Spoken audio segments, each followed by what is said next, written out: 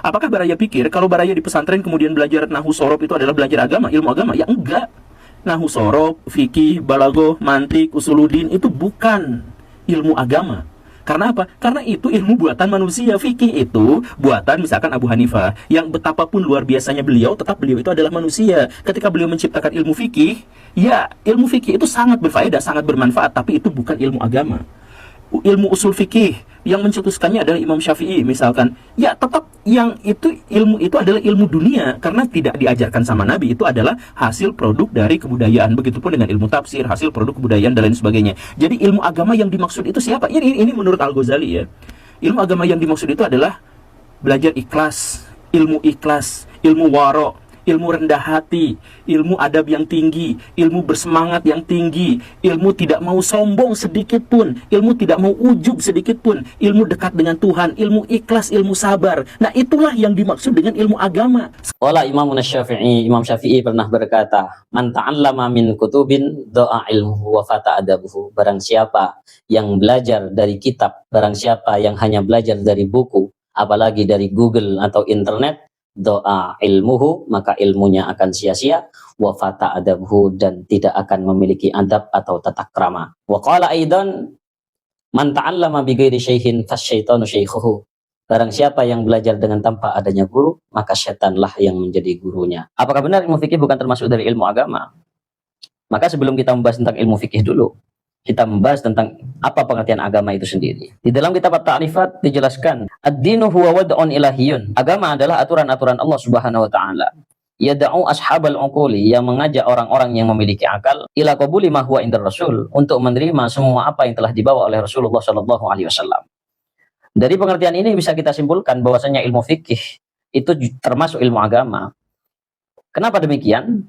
Karena Rasulullah membawa ajaran agama ini bukan hanya tentang akhlak, bukan hanya tentang adab, melainkan aturan-aturan yang telah disyariatkan oleh Allah Subhanahu wa taala juga disampaikan oleh Rasulullah Shallallahu alaihi wasallam.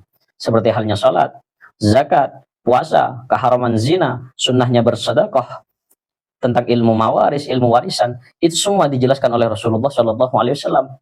Apakah dengan kenyataan yang seperti ini tidak bisa kita katakan ilmu fikih itu bukan termasuk ilmu agama? Apakah tetap akan kita katakan bahwa ilmu fikih itu adalah tradisi-tradisi orang-orang Indonesia yang dibuat oleh manusia? Tentu tidak melihat pengertian yang seperti ini. Kemudian Pak Gembul mengatakan bahwasanya ilmu fikih itu bukan ilmu agama. Ilmu agama itu adalah ilmu sabar. Ilmu agama itu adalah ilmu sabar, ilmu ikhlas, ilmu adab. Dan lagi Pak Gembul mengutip dari ucapan-ucapan Imam Ghazali. Jadi ilmu agama yang dimaksud itu siapa? Ini menurut Al-Ghazali ya. Ilmu agama yang dimaksud itu adalah belajar ikhlas, ilmu waro, ilmu rendah hati, ilmu adab yang tinggi, ilmu bersemangat yang tinggi, ilmu tidak mau sombong sedikit pun, ilmu tidak mau ujub sedikit pun, ilmu dekat dengan Tuhan, ilmu ikhlas, ilmu sabar. Mari kita teliti bagaimana Imam Ghazali menjelaskan tentang pentingnya ilmu fikih di dalam kitab Ihya Ulumuddin. Mari kita kutip penjelasan Imam Ghazali di dalam kitab Ihya Ulumuddin halaman 7 di kitab kami cetakan Imaratullah. Bismillahirrahmanirrahim. Wa qala sallallahu alaihi wasallam, Rasulullah sallallahu alaihi wasallam bersabda, sinfani min ummati idza salahu saluhan nas. Ada dua golongan dari umatku, apabila dua golongan itu bagus, maka semua manusia akan menjadi baik. Wa idza fasadu fasadan nas. Ketika dua golongan itu rusak, maka manusia juga akan ikut rusak. Siapa dua golongan itu? Al-umara wal fuqaha. Yang pertama adalah umara, pemimpin-pemimpin yang adil. Kalau pemimpin itu benar, bagus, baik, adil, maka masyarakat atau manusia juga akan ikut baik. Namun sebaliknya, ketika pemimpin itu buruk, akhlaknya buruk, tidak mengikuti aturan syariat, maka manusia atau masyarakatnya juga akan ikut rusak. Yang kedua adalah wal fuqaha'u. Yang kedua adalah ahli fikih. Kalau ahli fikihnya itu baik, maka manusia juga akan menjadi baik. Namun sebaliknya, ketika ahli fikih itu jelek atau rusak, maka manusia akan menjadi rusak. Imam Ghazali mengutip dauhnya Rasulullah SAW. Betapa pentingnya orang yang ahli fikih, sampai mengutip dauhnya Rasulullah SAW, bahwasanya ketika ahli fikih itu baik, maka semua manusia juga akan baik. Ketika buruk, akan menjadi buruk. Ini membuktikan bahwasanya orang-orang yang ahli fikih itu sangat penting untuk perkembangan dan kemajuan bangsa ini. Pak Gembul mengatakan bahwasanya ilmu fikih bukan ilmu agama. Ini Imam Ghazali yang mengatakan. Oleh karenanya, Pak Gembul, kalau baca bukan dari terjemahan atau dari Google atau dari internet, cobalah baca dari kitab aslinya, teks aslinya, supaya tahu apa yang dimaksud oleh Imam Ghazali. Kemudian Imam Ghazali meneruskan penjelasannya di dalam kitab Ihya. Bismillahirrahmanirrahim. An-nasu fi talabil ilmi ala thalathi tabaqatin. Manusia di dalam mencari ilmu itu ada 3 tingkatan. Tabaqatun talabul ilma lid dunya fa huwa hadduhum. Ada satu golongan yang mencari ilmu karena dunia. Wa tabaqatun talabul ilma lil jadari wal mira fa huwa shiqaihim. Kelompok yang kedua yaitu mencari ilmu untuk berdebat, untuk mengalahkan lawan-lawan mereka meskipun lawannya benar. Fa huwa shiqaihum, itu adalah orang-orang yang paling jelek. Wa tabaqatun talabul ilma, dan ada golongan yang mencari ilmu karena untuk mengamalkan ilmunya, fahumul muflihun, maka mereka adalah orang-orang yang baik, orang-orang yang beruntung. Oleh karenanya, dari ucapan yang seperti ini yang dimaksud oleh Imam Ghazali, kelompok yang ketiga adalah kelompok-kelompok yang mencari ilmu untuk mengamalkan ilmu itu sendiri. Apa yang diamalkan? Yakni adalah ilmu fikih yang harus diamalkan oleh semua orang. Karena ilmu fikih adalah ilmu untuk mendekatkan diri kita kepada Allah Subhanahu wa taala dan untuk melakukan syariat-syariat yang telah dititipkan atau diwahyukan oleh Allah Subhanahu wa taala kepada Rasulullah Shallallahu alaihi wasallam, sehingga manusia atau umat Rasulullah harus mengamalkan atau meniru atau menjalankan apa yang telah diajarkan oleh Rasulullah Shallallahu alaihi wasallam. Bukankah dari 2 ibarat ini dari Imam Ghazali dari kitab Ihya Ulumuddin tidak cukup bahwasanya ilmu fikih itu adalah ilmu agama? Oleh karenanya itu Pak Gembul ya. Jadi kalau belajar itu harus berasal dari guru. Jadi ini rusaknya ketika kamu belajar tidak dari guru. Banyak generasi-generasi sekarang hanya belajar dari internet, belajar dari HP, belajar dari media sosial, yang mereka hanya mendengarkan ceramah singkat, potongan-potongan ceramah. Namun mereka merasa hebat, bahkan sampai bisa menjelek-jelekan ulama, mencemooh pesantren, mengejek-ngejek pesantren. Bukankah yang lebih tahu tentang agama itu adalah orang-orang yang menekuni ilmu agama? Jadi itu pentingnya Pak Gembul ketika kita belajar memiliki guru. Kita jelas sanad keilmuannya, jadi kita tahu apa yang dimaksud dengan para ulama, apa yang dimaksud dengan Imam Al-Ghazali.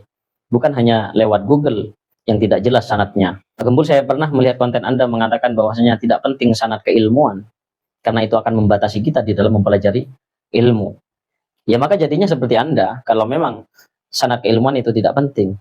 Jadi banyak yang salah, banyak yang cacat di dalam ucapan Anda. Imam Syafi'i mengatakan, "Man ta'allamal ilma min kutubin do'a ilmuhu wa fata adabuhu." Barang siapa yang mempelajari ilmu dari kitab, dari buku, bahkan dari Google atau internet, maka ilmunya akan sia-sia dan dia tidak akan memiliki tata krama. Dan juga dikatakan oleh pepatah, "Man ta'allama bi ghairi syaikhin fasyaitanu syaikhuhu."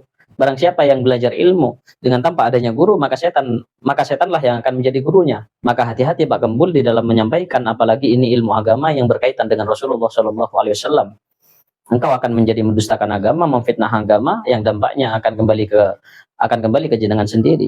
Sekarang kita hidup di zaman yang mana dengan jempol, dengan leg kita sudah memunculkan banyak ustadz-ustadz penceramah-penceramah yang secara spontan, secara instan mereka memberanikan diri, mereka mempromosikan dirinya sebagai ustadz karena didapatkan followers yang banyak, didapatkan like yang banyak, akhirnya mereka memberanikan diri untuk mengatakan bahwasanya dia adalah ustadz. Banyak orang-orang yang hanya mendengarkan video pendek, potongan video 1 menit atau 3 menit, dia sudah berani memfatwakan tentang ilmu agama, berani mengoreksi para ulama, berani mengoreksi pesantren, berani mengoreksi para kiai.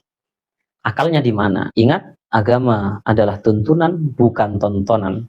Kalau penceramah-penceramah yang ada yang muncul secara spontan namun keilmuannya gak jelas, sanad keilmuannya tidak jelas, jejak pendidikannya juga tidak jelas, maka jangan ikuti karena dia tidak paham tentang ilmu agama. Namun ketika di media sosial muncul seorang kiai yang sanad keilmuannya jelas, jejak pendidikannya jelas, maka ikutilah karena beliau adalah orang yang paham ilmu agama dan mengawal agama ini sehingga menjadi agama yang sesuai dengan apa yang diajarkan oleh Rasulullah Shallallahu alaihi wasallam. Maka Imam Malik pernah berkata, "Inna hadzal ilma dinun." Bahwasanya ilmu itu adalah agama. "Fanduru ila man ta'khudunakum." Maka lihatlah kepada siapa engkau mengambil ilmu. Maka lihatlah kepada siapa engkau mempelajari ilmu tersebut. Karena agama ini sesuai sanadnya, jelas sanadnya sampai kepada Rasulullah Shallallahu alaihi wasallam. Dari siapa lagi kita belajar kalau bukan dari ulama? Dari siapa lagi kita belajar kalau bukan dari kiai, dari guru-guru kita? Yang mondoknya lebih dulu daripada kita, yang pengalamannya lebih banyak daripada kita, yang sanad keilmuannya juga jelas. Kita mau belajar dari Pak Gembul, ya gak mungkin. Pak Gembul gak pernah mondok, jejak digitalnya gak jelas, jejak pendidikannya juga gak jelas di dalam masalah ilmu agama. Oke lah, kalau di dalam masalah yang lain monggo. Oleh karenanya Pak Gembul jangan ikut-ikut kalau dalam masalah ilmu agama, kalau dalam masalah agama, karena itu akan mempermalukan Anda sendiri.